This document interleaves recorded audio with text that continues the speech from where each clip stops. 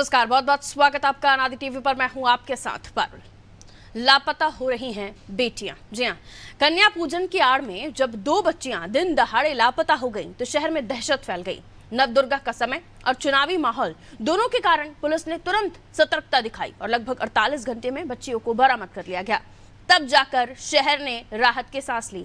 लेकिन इस घटना ने बच्चियों के लापता होने की उन तमाम सिहरन भरी यादों को ताजा कर दिया है जो अब नेशनल क्राइम ब्यूरो के आंकड़ों में दर्ज हो चुकी हैं। और ये आंकड़े कहते हैं कि मध्य प्रदेश में हर दिन जो 32 बच्चे लापता होते हैं उनमें से 24 लड़कियां होती हैं। यानी लापता हो रहे बच्चों में लड़कियों के लापता होने की दर 75% है। यही चिंता का विषय है, क्योंकि लड़कों को घरेलू नौकर बनाया जाता है, कई बार उनके अंगों का व्यापार तक किया जाता है, लेकिन लड़कियों को वेश्यावृत्ति में धकेल दिया जाता है। और ये खौफनाक सच्चाई जब तक उजागर होती है तब तक बहुत देर हो चुकी होती है। बहुत सी बच्चियों का पता नहीं चल पाता। जब पता चलता है तब तक बच्चियां उन दर्दनाक जगहों पर पहुंच जाती हैं जहां से वापस लौटना संभव नहीं होता। आज इन्हीं गुमशुदा बच्चियों और मानव तस्करी के शिकार बच्चों की जिंदगी की पड़ताल करने की कोशिश करेंगे, लेकिन पहले एक रिपोर्ट आपको दिखा देते हैं।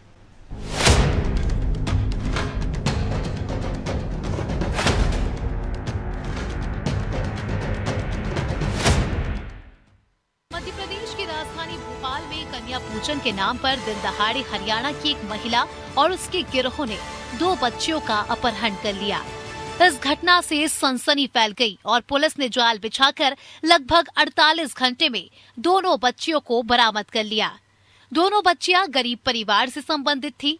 गिरोह के पास से एक 3 महीने की और एक 2.5 साल की बच्ची भी बरामद हुई।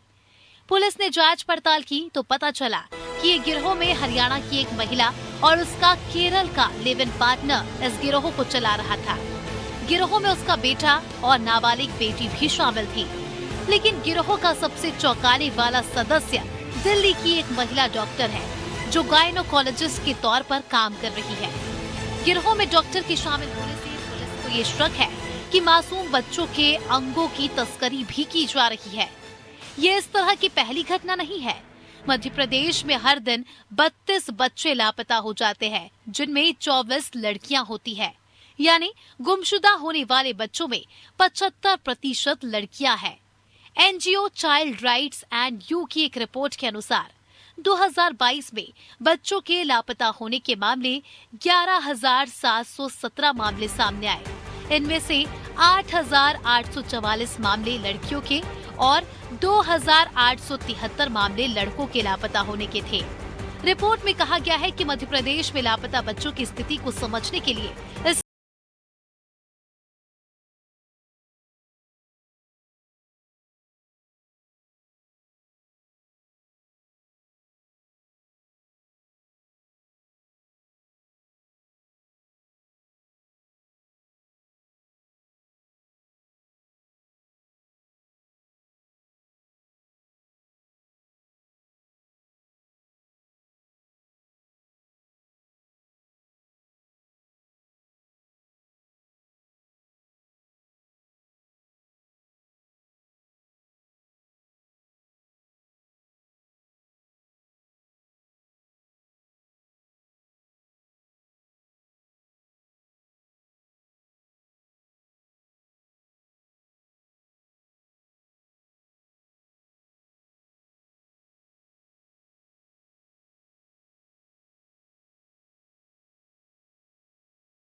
तस्करी और अपहरण का आसान लक्ष्य बन जाती है।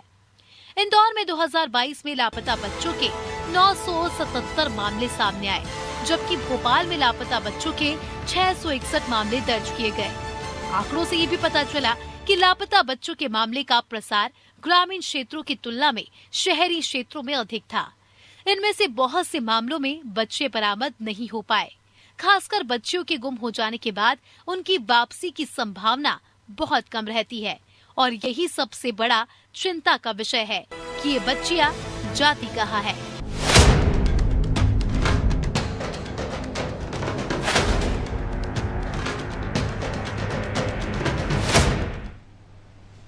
आंकड़ों पर नजर डालें तो 32 बच्चे रोज गायब होते हैं, जिनमें से 28 से ज्यादा लड़कियां होती हैं। और 2022 के आंकड़े तो और भी डराने वाले हैं, जहां 11,717 बच्चे गायब हो, उनमें से 8,844 लड़कियां थीं।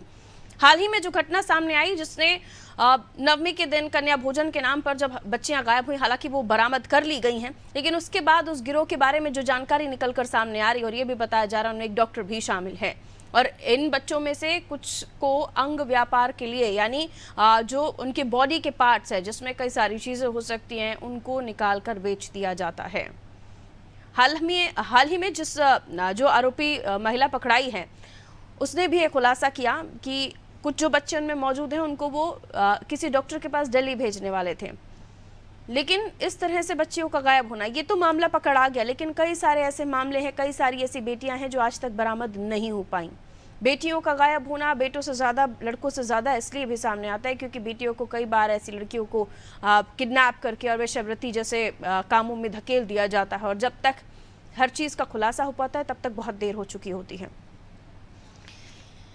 विडंबना है कि ऐसे मामले जब सामने आते हैं तो काफ़ी लंबे समय तक सिर्फ पड़ताल ही होती है, सिर्फ जांचें ही चलती हैं।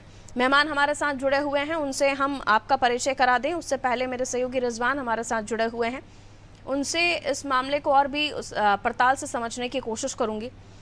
रिजवान, ऐसे कई मामले सामने, और इससे पहले भी हमने कार्यक्रम किया जब सियासत इस पर हो रही थी, आंकड़े सामने आए थे, ये बताया गया था कि कितनी बच्चियां मध्य प्रदेश से गायब हैं और वापस ही नहीं लौटी, और ये तमाम स्टेट्स में हर राज्य में लगभग यही हालत स्थिति बनी हुई है, कहीं कम कहीं ज़्यादा। लेकिन शायद ही ऐसा कोई स्टेट छूटा है, बड़े शहरों में ऐसा नाम ना सामने आया हो जहां बच्चों की किडनैपिंग के मामले ना सामने आते हों। इस मामले में अभी ताज़ा खुलासे जो हुए हैं, मेन बिंदु वो हमारे दर्शकों को बताइए। देखिए, सबसे पहले इसमें तो पुलिस की बड़ी लापरवाही है।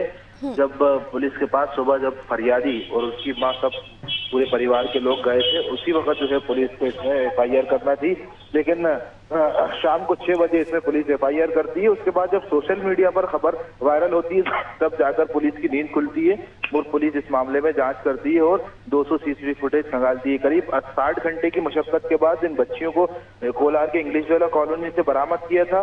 हालांकि पूछताछ में कई बड़े खुलासे हुए हैं। अंतर्राष्ट्रीय मानव तस्करी से भी इसको जोड़ा जा रहा है और जो पूरा एक ही परिवार के लोग ये जो है बच्चियों को अगवा करते हैं और दिल्ली ले जाकर किसी डॉक्टर को देते हैं। हालांकि उस डॉक्टर का भी पुलिस पता नहीं लगा पाई है, उस डॉक्टर का पुलिस पता नहीं लगा पाई है। पुलिस मामले की जांच कर रही है।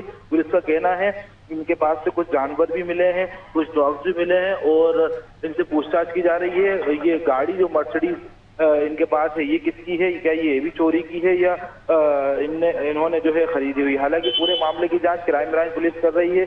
जैसे दर्शाएंगे आगे वैसे और कार्रवाई इस मामले में की जाएगी। ठीक, बिल्कुल। अब इस मामले में किस तरह की कार्रवाई की जाती है, ये तो मामला वो था जो सामने आ गया, इसमें सोशल मीडिया का भी अहम रोल है, लेकिन कई सारे ऐसे मामले हैं जिनमें बच्चे बरामद ही नहीं हो पाते। उनमें कई बार हमने पुलिस की ही लापरवाही देखी है, जब ढूंढने में देरी की जाती है या मामला दर्ज करने में देरी की जाती है। जो सतर्कता अभी दिखाई गई, तमाम मामलों में दिखाई गई होती तो काफ़ी सारे बच्चे घर वापस लौट चुके होते। बिल्कुल साफ तौर से सरकार की तरफ से पहले भी एक मुस्कान करके ऑपरेशन चलाया गया था जिसमें नाबालिग बच्चियां जो गायब होती हैं उनको ढूंढा जाता था, लेकिन पुलिस ने उस अभियान की भी जो है धज्जियां उड़ाकर रखी हैं। हालांकि उस अभियान में कुछ बच्चियां पुलिस ने बरामद भी की हैं, लेकिन लापरवाही पुलिस की ये रहती है कि अब उसी समय जो है एक्टिव नहीं रहती। पुलिस का यही कहना है जो भी फरियादी होता है रिश्तेदारों के घर देखें, आसपास पड़ोसियों में देखें ताकि बच्चे मिल जाए। हालांकि कई बच्चे ऐसी हैं जो अभी तक जो है लापता है। परिवार के लोग जो है चक्कर काट रहे हैं, थक हार कर अपने कुछ लोग घर बैठ चुके हैं, लेकिन उसके बावजूद जो है पुलिस की नींद नहीं खुलती है। पुलिस लापरवाही बच्चियों के मामले में और महिलाओं के मामले में करती है, जो एक बड़ा आंकड़ा निकलकर सामने आता है। ठीक है, अभी पुलिस को ये उम्मीद है कि इनसे शायद और भी खुलासे हो सकते हैं, और खुलासे होते हैं तो ये पता चलेगा कि इनका रैकेट और कौन से जगहों पर काम कर रहा है। बहुत शुक्रिया रिजवान, बहुत शुक्रिया रिजवान। रमेश शर्मा जी हमारे साथ जुड़े हुए वरिष्ठ पत्रकार है, बहुत स्वागत करती हूँ रमेश सर आपका। माधुरी शर्मा जी हमारे साथ जुड़ी हुई समाज सेवी है, माधुरी जी आपका भी स्वागत। डॉक्टर जेपी पालीवाल हमारे साथ जुड़े हुए, सर आपका भी स्वागत करती हूँ। रमेश सर, आपसे पहले मैं इस कार्यक्रम को आगे लिए चाहूँगी और ये जानने की कोशिश होगी कि ये पहला मामला नहीं, इससे पहले भी हमने देखा कि खुद प्रियंका गांधी इसमें इन्वॉल्व हो गई थी और बड़ी सियासत का रूप इस मामले ने ले लिया था। मुस्कान अभियान चलाया गया और अब जो मामला सामने आया है इसने ये भी बता दिया है कि अलग अलग जगहों से बच्चियों को किडनैप किया जाता है, बच्चों को किडनैप किया जाता है। ज़्यादातर लड़कियां किडनैपिंग में आती हैं और उसके बाद इन्हें या तो इनके बॉडी पार्ट्स बेचे जाते हैं, इनके अंग बेचे जाते हैं, या तो फिर इन्हें अलग अलग कामों में धकेला जाता है। ये बताया गया कि इनमें से कुछ बच्चे किसी डॉक्टर को भेजे जाने वाले थे। रमेश सर, ऐसे कई सारे मामले सामने आ रहे हैं जिस पर कोई सख्त अभियान की आवश्यकता है। मुस्कान तो ठंडे बस्ते में चला गया सर। नहीं, निश्चित रूप से इस पर ये बहुत चिंता की बात है और ये पहला मामला नहीं है। ये देश भर में ऐसी घटनाएं रोज घटती हैं। आपने खुद ही कहा कि मध्य प्रदेश में 32 बच्चे प्रतिदिन गायब हो रहे हैं और इसमें ज्यादातर लड़कियां होती हैं और इनका 3-4 तरीके से इनका इस्तेमाल होता है। कुछ लोग क्या काम करते हैं, इनको रखते हैं और फिर घरेलू काम के लिए बेचते हैं। कुछ लोग इनको रखते हैं भिक्षावृत्ति का बाकायदा जो गैंग काम करती है उसमें जोड़ते हैं, चौराहे पर खड़े होकर के ये जो पेन बेचने का काम है। क्योंकि छोटी बच्चियों को जब गायब करते हैं और उनकी फिर पूरी पहचान बदल जाती है, जैसे 2 साल की बच्ची है, 3 साल की बच्ची है, 4 साल की बच्ची है, आगे चल करके इसको कुछ याद रहता नहीं, तो वो जिस माहौल में पली ढली होती है वो उस आधार पर वो काम करने लगती है। और तीसरा ये जो मेडिकल का रैकेट है, ये जो मेडिकल का रैकेट है वो केवल भारत तक सीमित नहीं है बल्कि इसके तार अंतर्राष्ट्रीय स्तर पर भी जुड़े हुए हैं। तो मोटे तौर पर भारत में, अफ्रीका में, बांग्लादेश में, पाकिस्तान में, ये जो प्रगतिशील देश हैं वहां इस तरीके से बच्चों को गायब करने का, बच्चियों को गायब करने का ये सारा का सारा षड्यंत्र चलता है। अभी तक तो ये सुनने में आता था कि बनवासी क्षेत्रों में, गांव में, पिछड़े वर्गों से बच्चियां गायब हो रही हैं, लेकिन पिछले दिनों से अगर आप देखें तो दिल्ली जैसे नगर में, नोएडा से, भोपाल से, इंदौर से, बेंगलोर से, यानी जो बड़े नगर हैं, बड़े नगर की जो गरीब बस्तियां हैं, झुग्गी बस्ती हो सकती हैं, गरीब बस्तियां हो सकती हैं, वहां से भी बच्चों की किडनैपिंग का ये मामला शुरू हुआ है। और फिर इसमें एक आश्चर्यजनक बात यह है कि जो निचले स्तर का प्रशासन होता है, पुलिस थाना होता है, इसमें वकील होता है, निचले स्तर की कोर्ट होती है, वो इसमें कोई गंभीरता से काम नहीं करते। जैसे इस मामले में भी आपने बताया कि दिन भर उन्होंने रिपोर्ट ही दर्ज नहीं की। जब उनको उन लोगों ने, जो बच्ची के माँ बाप है, ये सुनने में आया है, किसी से अप्रोच की, उन्होंने अप्रोच करके जब थाने में फोन गया तब उन्होंने FIR दर्ज की है। तो ये जो इस तरह की बातें होती हैं इसमें सामाजिक जागृति की भी आवश्यकता है। और फिर माँ बाप को भी चाहिए, कन्या पूजन अगर हो रहा है तो किसके यहाँ भेज रहे हैं, कौन भोजन पर बुला रहा है। मंदिर में अगर मान लीजिए किसी मंदिर में ही अगर कन्या पूजन है तो वहां पर कहीं ना कहीं परिवार का कोई सदस्य साथ में होना चाहिए, वो बाहर बिल्कुल बैठा रहे ताकि बच्चियों को छोड़ करके और अपने साथ लेकर के आए। तो जैसे जैसे अगर प्रगति हो रही है, अपराध भी बढ़ेंगे, अपराध के तरीके भी बढ़ेंगे, उसके साथ साथ समाज को जागृति और सावधान होने की बहुत आवश्यकता है। जी बिल्कुल। डॉक्टर साहब, आपके पास आते हुए इस मामले को जब हमने देखा और उन बच्चों की उम्र देखी तो और ये निकलकर सामने आना कि डॉक्टर्स के पास भी इन बच्चों को भेजा जाना था जो इसमें इन्वॉल्व है, हालांकि अभी तक पकड़ से बाहर है, और उनके अंगों का व्यापार भी होता है।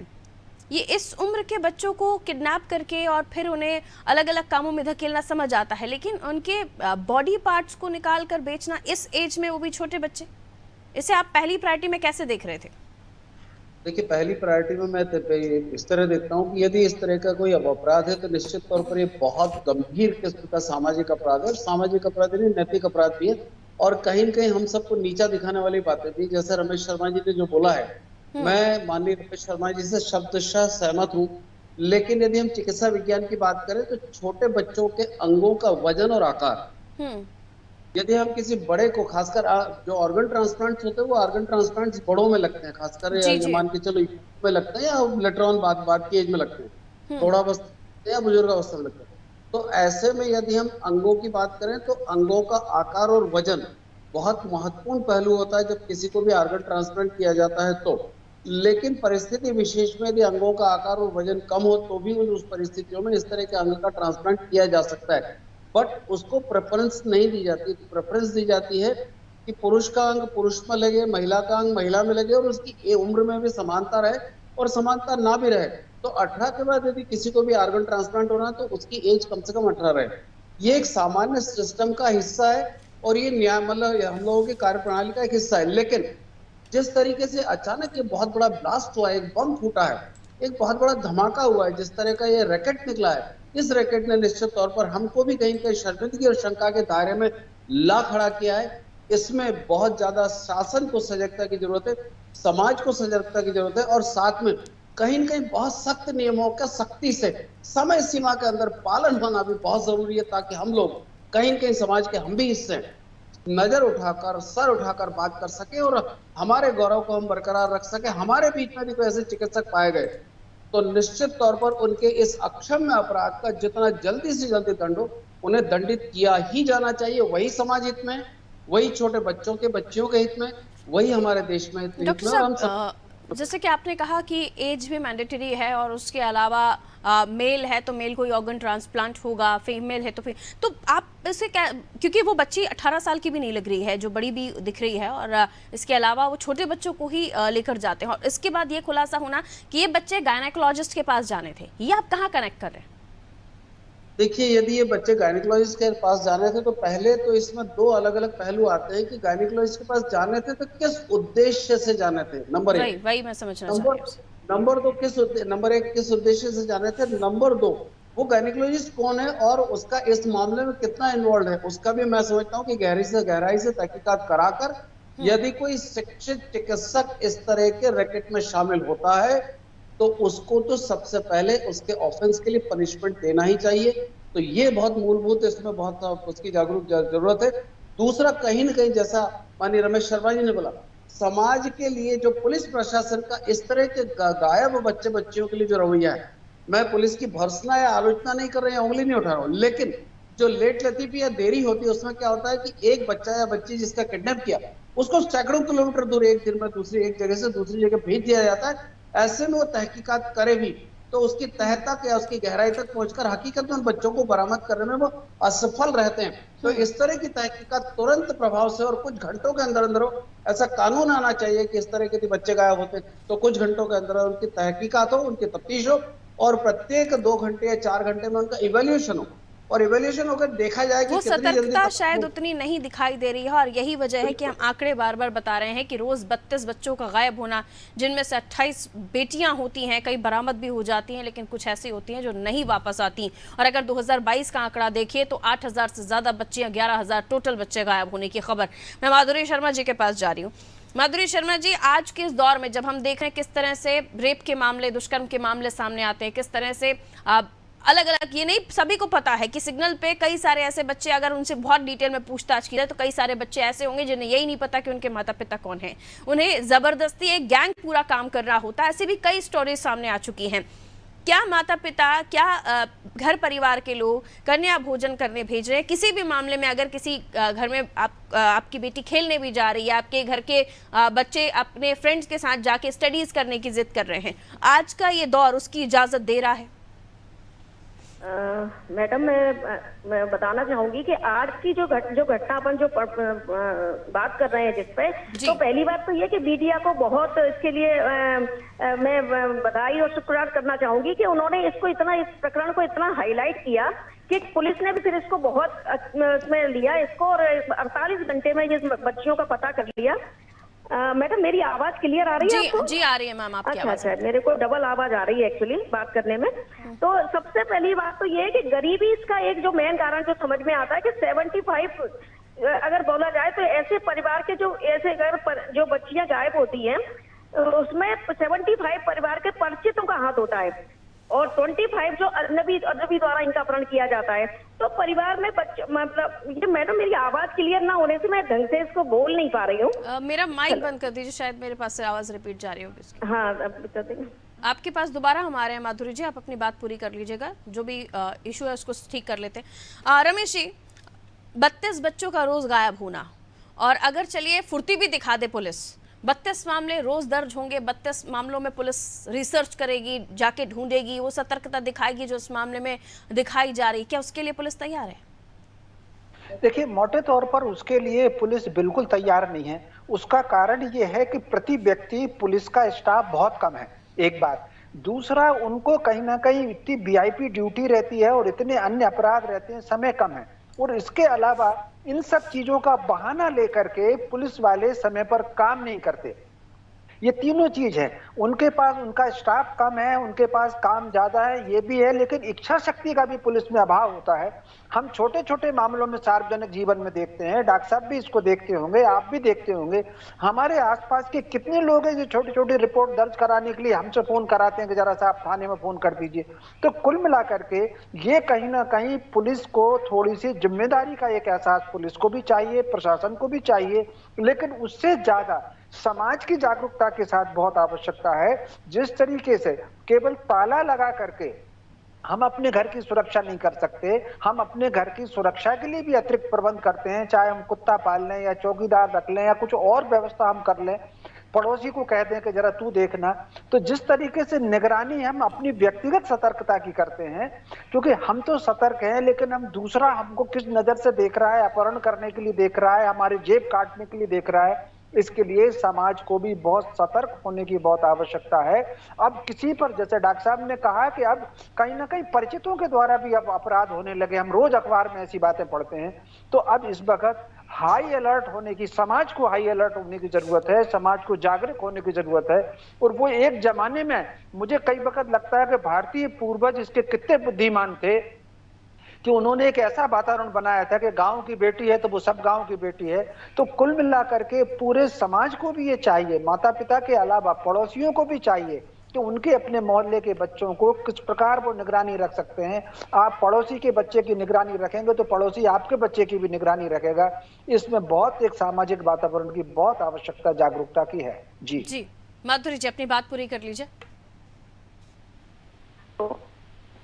जी माधुरी जी, मैं ये चाहूंगी जो गरीब परिवार के बच्चे इसके शिकार होते हैं, खासतौर से लड़कियों जो बंदे पढ़ती लिखा है, आप बच्चियों का शायद कुछ इशू है आपके वॉइस में, उसे दिखवाना पड़ेगा, एक बार फिर से चेक कर लीजिए। एक छोटा सा कमेंट में पालीवाल साहब आपसे ले लेती हूँ। जाहिर सी बात है, जब हम समाज की बात करते हैं तो वो दौर भी याद आता है जब घर से बाहर तक आप अपनी कॉलोनी क्रॉस कीजिए तो आप हमारे मोहल्ले की 4 आंटियां चेक करती थी कि घर से बाहर तक जब लड़की जा रही है तो वो कहाँ जा रही है, किसके साथ जा रही है। लेकिन आज का वो दौर है, हम 2023 में हैं, लेकिन आज के इस दौर में अगर आपके घर से कोई बाहर भी जा रहा है, आपके घर पे भी कोई आ रहा है, तो कोई देखने वाला नहीं होता, उल्टा आपके मुंह पर दरवाज़ा बंद कर दिया जाता है। अगर किसी प्रॉब्लम की वजह से आपके घर से कोई आवाज़ भी आ रही है या चीखने चिल्लाने की भी आवाज़ आ रही है तो भी आजकल किसी का इन्वॉल्वमेंट नहीं होता। ये भी हकीकत है इस समाज की। अगर उस जिस एरिया में वो बच्ची थी जहाँ से किडनैप हुई है, अगर वहाँ पर भी लोगों ने कोई इंटरफेरेंस दिखाया होता या माता पिता से कनेक्शन वहाँ के सोसाइटी के लोगों का होता तो शायद उस बच्ची को वहीं जाने से रोका जाता होता। हालांकि मामला इससे भी इतर है क्योंकि कन्या भोजन का मामला था तो इतना भी कोई ध्यान नहीं दे रहा था। लेकिन अगर इसे दूसरी तरह से कनेक्ट करें तो लोगों की जागरूकता, लोगों का इन्वॉल्वमेंट, आपका सोसाइटी में ना इन्वॉल्वमेंट होना और हम क्यों बोले वाला एटीट्यूड। मैं इसमें 2 ही बात कहना चाहूंगा। देखिए, 3 अलग अलग मौके और जी 3 अलग अलग इसमें मामले आते हैं। जैसे माननीय शर्मा जी ने जो बोला, मैं उससे पूरी तरह सहमत हूँ। जिस तरह आप जिन बिंदुओं को आप उठा रही, मैं तो यही कहना चाहूंगा कि सबसे बड़ी चौकीदारी और जिम्मेदारी यदि आज की तारीख में कोई कर रहा है तो मीडिया है। इसके लिए आप लोग निश्चित तौर पर साधुवाद और धन्यवाद के पात्र हैं। दूसरे यदि हम बात करें पुलिस की, तो वहाँ आधी हकीकत आधा फसाना, उसको विस्तृत में बात करने की जरूरत नहीं। तीसरे, सामाजिक संबंध और पड़ोसियों के जो संबंध इस वक्त छिन्न भिन्न हो रहे हैं या तार हो रहे हैं या जार जार हो रहे हैं, कहीं ना कहीं ये अंतहीन सिलसिले को समाज ने एक दूसरे के प्रति जिम्मेदार बनाकर नहीं रोका तो मान के चलें कि आज आप किसी पड़ोसी के लिए खड़े नहीं है तो कल आपके लिए कोई नहीं आएगा। बिल्कुल। माधुरी जी जुड़े हुए हैं। माधुरी जी, एक सवाल यही उठता है कि अब इन चीजों से बचने के लिए हमें क्या करना चाहिए? वही इन चीजों से बचने के लिए सबसे बड़ा, जैसा सबसे बोला कि सब लोगों का जब तक एक दूसरे से एक मेल मिलाप और वो नहीं होगा लोगों का परिवार में, तो ये चीजें चलती रहेंगी। लोगों का ये अब लोग सोशल उससे बहुत दूर होते जा रहे हैं, किसके घर में क्या हो रहा है, किसके बच्चे क्या कर रहे हैं। लेकिन कई मामले घर से ही सामने आते हैं, घर से ही सामने आते हैं। और दूसरा ये है कि चूंकि मैं चाइल्ड वेलफेयर कमेटी की मेंबर भी रही हूँ, तो मेरे सामने इस तरीके के मामले बहुत आए हैं कि जो बच्चियां पुलिस लेके आई है तो उनके बहुत से कारण ये भी निकल के आए हैं कि जो बच्चियां आई है तो कहीं ना कहीं वो बहलावे में, फुसकावे में आके कि हम तुम्हें अच्छे उन्होंने सपने दिखाए गए उनको ऐसा कि अब ऐसा होगा आपके साथ, तो भी लड़कियां है ना, मतलब माँ बाप का विरोध करके और उनके उनके साथ में चली आई हैं। तो ऐसे भी कुछ मामले सामने आए। अभी जो लड़कियों का ये इनका अपन को जो दिख रहा है, इनका वो जो अपहरण करके ले जा रहे हैं, बड़े आराम से उनके साथ जाती हुई दिख रही हैं। तो कहीं ना कहीं ऐसा भी लग रहा है कि कहीं ऐसा तो नहीं कि वो लोग काफी दिन से उनके उन लड़कियों के बच्चों के टच में रहे हों और उनको उसी कॉलोनी में 8 महीने से वो रह रहे थे घर लेकर, तो वो उन्होंने टच बनाया है। ऐसे लोगों ने पूरे प्लानिंग करके ये सारी चीजें की जा रही प्लानिंग करके किया है। बहुत बहुत शुक्रिया आप सभी का हमारे साथ चर्चा में जुड़ने के लिए। तो देखिए, ये जरूरी है कि पहली प्राथमिकता आपकी जागरूकता है, आपके घर परिवार से, आपके पड़ोस से, आपकी कॉलोनी से, आपकी मल्टी से आपकी जागरूकता है। आप अगर किसी और के मामले में इंटरफेयर नहीं करेंगे, आप अगर किसी और से अटैचमेंट नहीं रखेंगे, तो कोई आपके साथ भी अटैचमेंट नहीं रखेगा। ये तो इस बेटी की बात थी जो बरामद हो गई, लेकिन कई सारी ऐसी बेटियां हैं जो घर नहीं लौटी। उनके पीछे किसी का ना बोलना, उनके पीछे आपका ना सोचना, उनके पीछे आपका किसी पर भी विश्वास कर लेना, उनके पीछे बेटियों का किसी न किसी बहलावे फुसलावे में आ जाना, कई सारे कारण हैं। इसलिए जरूरी है कि आपके बच्चे अगर किसी भी मामले में बाहर जा रहे हैं तो आपको पता होना चाहिए किसके साथ जा रहे हैं, कहां जा रहे हैं, और आप बेहतर तरीके से उन्हें जानते हो, इस बात का भी ख्याल रखिए। और उसके अलावा खास तौर पर आज की जनरेशन की लड़कियां, आपको कई सारे सपने दिखाए जाते हैं, कई बड़ी बड़ी बातें, आपको कई सारे ड्रीम्स दिखाई दिए जाते हैं, कई बार कई बड़े वादे भी कर लिए जाते हैं, आप उनमें आ भी जाती हैं, लेकिन बाद में उसका हश्न बहुत खराब होता है। इसलिए जरूरी है कि आप भरोसा करें, लेकिन जांच पड़ताल खुद भी कर लें, अपने पेरेंट्स को उसमें इन्वॉल्व करें, कहीं आप भी ऐसी तरह किसी गैंग का, किसी रैकेट का शिकार ना हो जाएं। इस बात का ध्यान रखिए, अपने परिवार का ख्याल रखिए, अपने घर के बच्चों का ख्याल रखिए। दीजिए मुझे इजाजत, नमस्कार।